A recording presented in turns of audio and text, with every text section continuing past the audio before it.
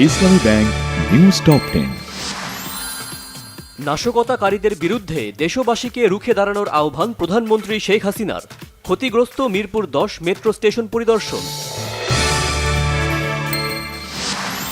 ছাত্রদের ওপর ভর করে বিএনপি জামাত দেশের অর্জন ধ্বংস করার পায়তারা করছে, অভিযোগ ওবায়দুল কাদেরের। বাংলাদেশে আন্দোলন ও প্রতিবাদ কর্মসূচিতে সহিংসতার নিন্দা যুক্তরাষ্ট্রে, ঢাকায় মার্কিনীদের চলাচলে সতর্কতা। রাজধানী ঢাকায় আজও সকাল 10টা থেকে বিকেল 5টা পর্যন্ত 7 ঘন্টা কারফিউ শিথিল, রাস্তায় বেড়েছে মানুষের চাপ। আজও সীমিত পরিসরে চলছে অফিসের কার্যক্রম, ব্যাংকে ভিড়, গ্রাহকদের দীর্ঘ লাইন। কারফিউ শিথিল হওয়ার পাশাপাশি সেনাবাহিনী মাঠে থাকায় সারা দেশের জনজীবনে স্বস্তি। চট্টগ্রাম সহ বিভিন্ন বন্দর দিয়ে স্বাভাবিক হচ্ছে আমদানি রপ্তানি কার্যক্রম।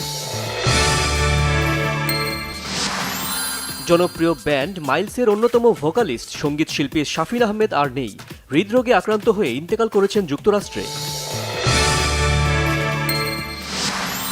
মার্কিন কংগ্রেসে গাজার আগ্রাসনের যৌক্তিকতা তুলে ধরে নেতানিয়াহুর ভাষণ, মধ্যপ্রাচ্যে নতুন জোট গড়ার আহ্বান, ব্যাপক বিক্ষোভ।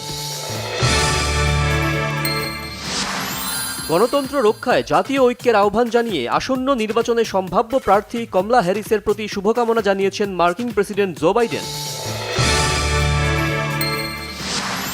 দীর্ঘ 9 মাস মাঠের বাইরে থাকার পর ভক্তদের আশার আলো দেখাতে শুরু করেছেন নেইমার। পূর্ণোদ্যমে অনুশীলন শুরু করেছেন ব্রাজিলিয়ান সুপারস্টার।